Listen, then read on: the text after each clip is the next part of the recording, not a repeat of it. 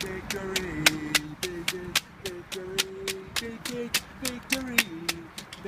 Anichebe. I never thought when we hey guys again. So I never thought when we signed Victor Anichebe that we would actually have 3 goals from him already in his first two Premier League starts, and for free as well. No, I mean today, honestly, despite take away the obvious fact he scored 2 goals, right? He was a nuisance for Hull to deal with throughout the whole match, and like he was at Bournemouth. Even though obviously I didn't see that game, I did see this one, however. Billy Jones was the other one for me, who I did actually think had not a standout game, but I thought he actually did relatively well in the context of things, and I thought he generally kept things quite cool on his side of the pitch, especially during the second half. He looked relatively comfortable as far as I'm concerned. A couple of other things. First of all, the Charlie Hurley Day thing. Obviously, I didn't connect with Charlie Hurley much as a player because I didn't actually see enough of him because I haven't been into football that long, truth be told. But it was good to see the respect and the admiration that he got. So good on the fans for that. I'm very, very happy that they've at least acknowledged him. And I'm still in shock. But honestly, I mean, especially for him as well, to get the win, especially what was a hugely vital game as well, and one that Mother Nature seemed to be told that the electronics at the Stadium of Light seemed to be determined to stop because there was a power cut during the second half. Like it was 5 minutes in the second half, and I was determined I was determined that the match didn't get called off because we were winning. Had we been losing and the power cut happened, I wouldn't have been that bothered. But yeah, thankfully we ended up winning, so there we go. That was the highlight for me, just the whole power cut. And there was someone next to me during the second half on the subject of Billy Jones who seemed to be a member of the Billy Jones fan club, where he kept going, Billy, you're on the right wing, mate. Oh, Howie, come on, get yourself back at right back. Laughable, but it was funny. It was funny. And during onto the game itself, I didn't think we would deserve to win 3-0 personally. I thought we were quite lucky because I thought Hull had chances, especially one very good chance at 1-0, and I can't remember who missed it.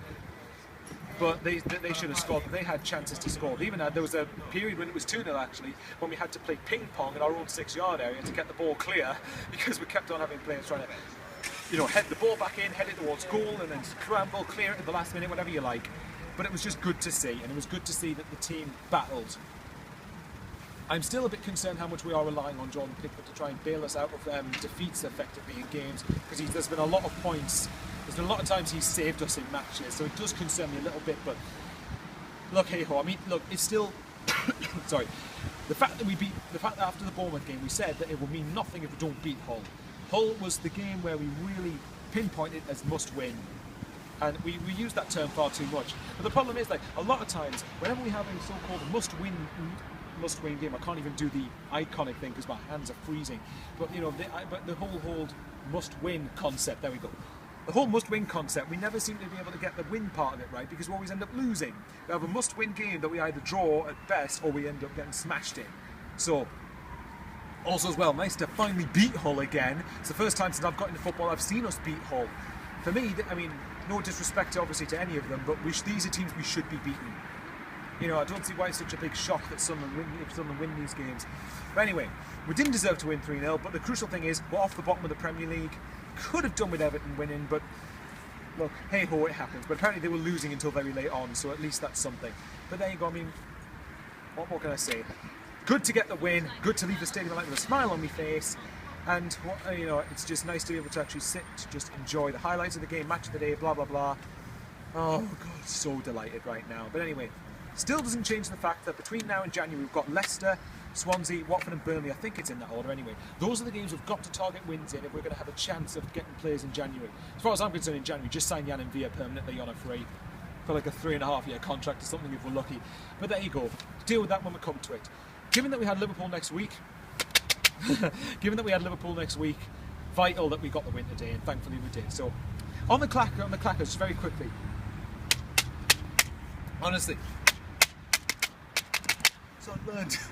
I look an idiot right now, but anyway, if we win games, I don't give a monkeys if we use clackers or not. I was completely against the clackers before the game, but I think I'm much less against them now because I actually enjoy using them. But anyway, I love yous, leave yous guys. Like, comment, subscribe below if you want to. Obviously, it isn't mandatory, but I'd be very much appreciated. And yes, 3-0, 3 goals, 3 points, a clean sheet at long last as well.